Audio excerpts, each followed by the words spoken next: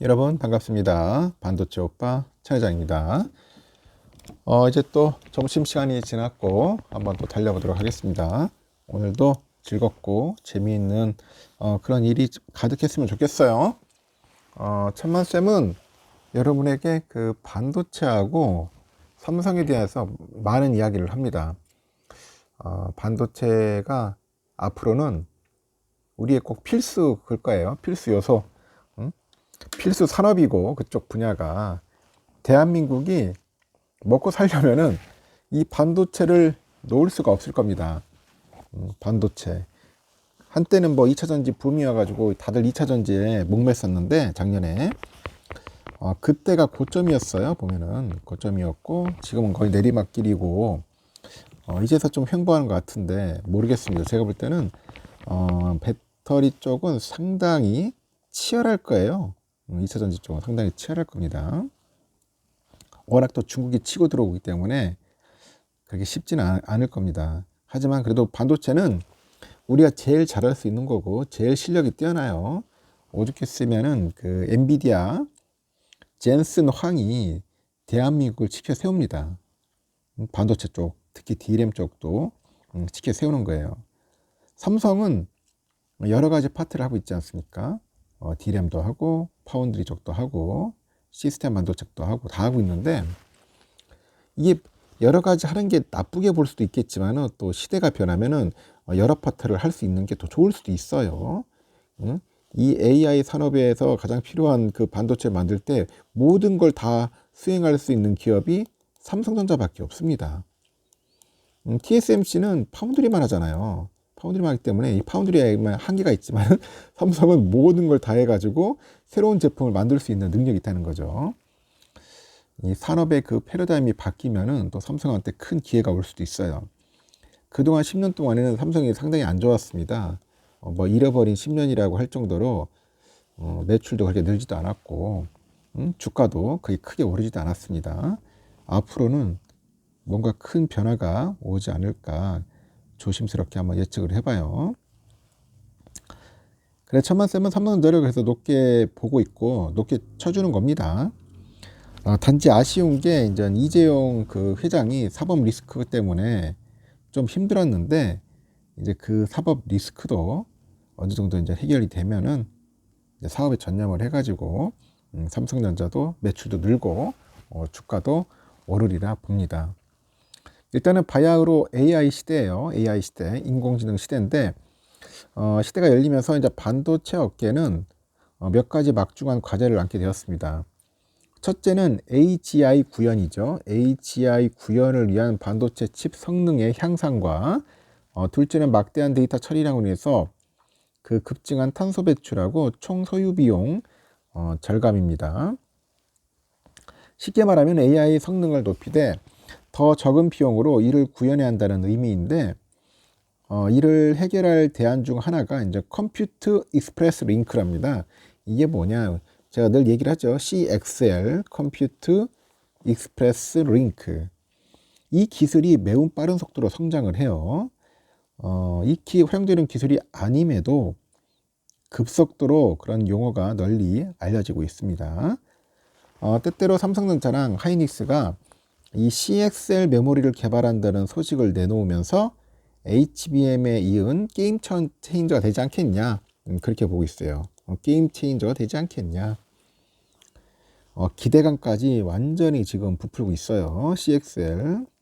그렇다면 CXL이 뭐냐? 어떤 과정을 거쳐서 발전하는지를 한번 우리가 살펴볼 필요가 있겠죠. 우선 CXL의 의미부터 한번 살펴보자는 겁니다. CXL.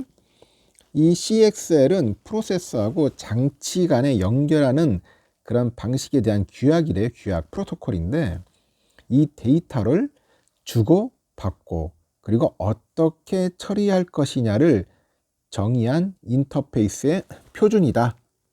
표준이라고 합니다. 표준이다. 그래서 인텔이 2019년에 제시를 하면서 그 등장한 CXL 1.0은 호스트 프로세서에 연결된 메모리 용량 등을 확장하는 것에 집중을 하는데 기존 방식에서 CPU에 연결된 D램 메모리 그 모듈 개수는 한정적이에요. 한정적인데 이 제한을 이제 풀어냈다는 의미와 유사하다고 하네요.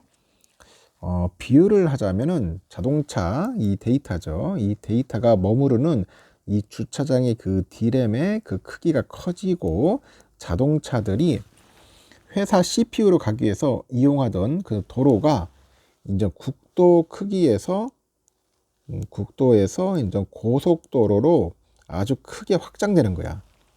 확장된다. 도로의 폭이 넓어진다. 그래서 CXL 1.0의 문제점은 하나의 프로세서와 연결된 그 메모리를 다른 프로세서랑 공유할 수 없다는 거랍니다. 공유할 수가 없다. 빅데이터, 클라우드 등 막대한 데이터 양을 처리하려면은 컴퓨팅 노드를 다중화하기 마련인데 CXL 1.0은 단일 컴퓨팅 그 노드 내에서의 메모리 용량만을 확장할 수 있다고 합니다.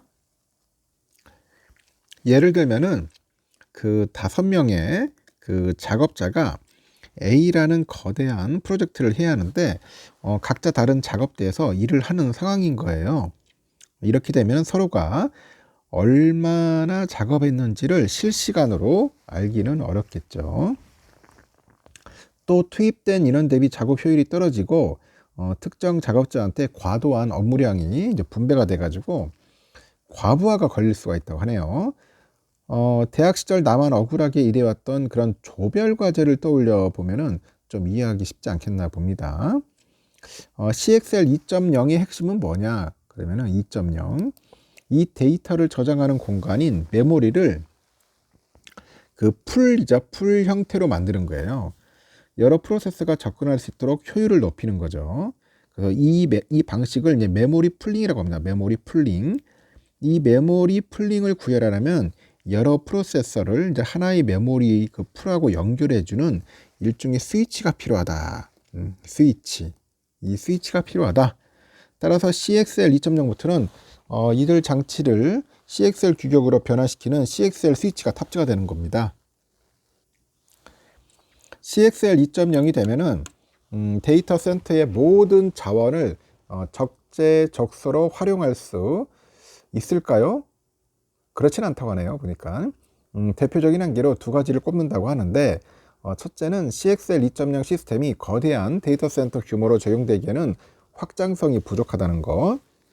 둘째는 메모리 풀링 시스템 내 특정 프로세서가 할당된 영역을 타 장치가 들여다볼 수가 없다고 합니다. 따라서 이 두 문제를 가능케 해야만 데이터 센터 내 CXL 시스템을 완벽히 구축할 수가 있대요. 이렇게 되면 불필요한 오버 그 프로비저닝이 발생하지 않고 적재적소의 장치로 매우 빠른 데이터 처리가 가능하다는 겁니다. 이 같은 데이터 공유를 구현한 단계가 CXL 3.0이다. 그리고 CXL 3.1이라고 합니다. CXL 3.0과 3.1의 핵심은 이 CXL 시스템하고 이 외부 메모리 등을 연결할 수 있는 그 멀티레벨 스위치라고 하네요.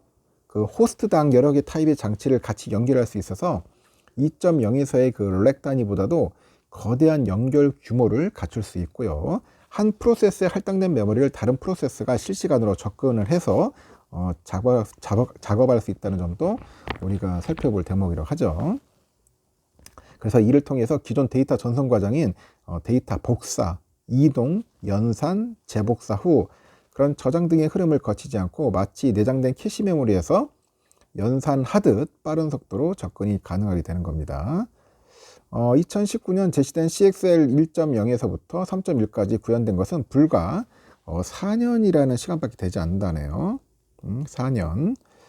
가장 최신 단계인 3.1이 작년 하반기에 실리콘 검증이 들어갔대요. 검증. 주목할 만한 것은 CXL 2.0, 3.0, 3.1 이런 원천 기술을 먼저 발표한 것이 한국 기업이랍니다. 22년에 설립된 반도체 스타트업 파네시아가 거대 글로벌 기업보다 빠르게 CXL 3.0과 3.1 기술을 확보했고, 이는 창업자인 그 정명수 대표죠.